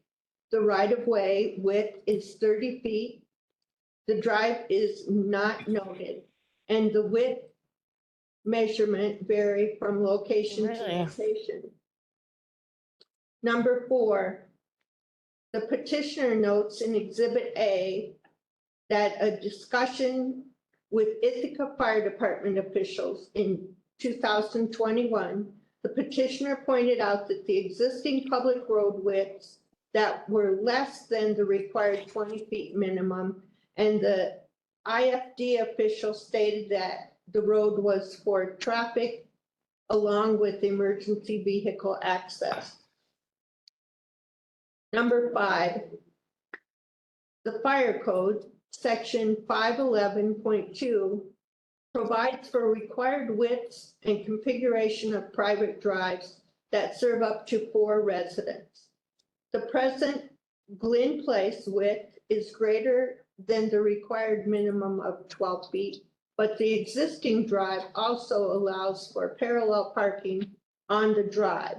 This use on the street parking reduces the lane width and creates nonconformance. Number 6, the city of Ithaca has requested in previous years, 1998 and after, a fire event in 2000, that the lane be marked and maintained as noted by the IFD 1998 directive. Number 7, the petitioner noted in Exhibit A states that a 2021 meeting when the petitioner was requesting their fire department advice and considering improvements, the fire department ultimately decided they would want 12 feet of clearance, but they understood it was a private road and the IFD had no jurisdiction. Note, all buildings and structures are regulated by the New York State Property Maintenance and Fire Codes, and that the city does not have jurisdiction on emergency vehicle access. I think we might want to add does. Does have jurisdiction. Number 8, the petitioner notes in Exhibit A narrative that the distance between the existing parked cars and the curb in these pictures is well over 11 feet. Number 9, the petitioner notes in the narrative Exhibit A that the emergency vehicle access width is not only for fire apparatus access, but also for required area around the fire apparatus to allow for firefighting activities. Number 10, the petitioner requests relief to reduce the required 12-foot lane to not less than 10.5 feet in width. Number 11, the local code official has been consulted in this matter and does not support the granting of the variance, Part 1205. Number 12, the board notes that the granting of the variance will not substantially adversely affect the Uniform Code's provisions for health, safety, and security. In conclusion, in view of the above findings, testimony, and documentation presented before us, The board finds that the burden of proof has not been met for the relief requested within the application for a variance submitted by the petitioner. The burden of proof is on the petitioner to show that they are entitled to any relief and to provide the board with facts which demonstrate the burden imposed by strict compliance and with facts as to the safety and propriety of any alternative to strict compliance. Insufficient as evidence has been provided to establish that the granting such variance would not substantially adversely affect provisions for health, safety, and security, and that equally safe and proper alternatives have been prescribed. The petition is denied by the board. Okay, we have a motion. I would like to make a recommended revision to finding of fact number 12.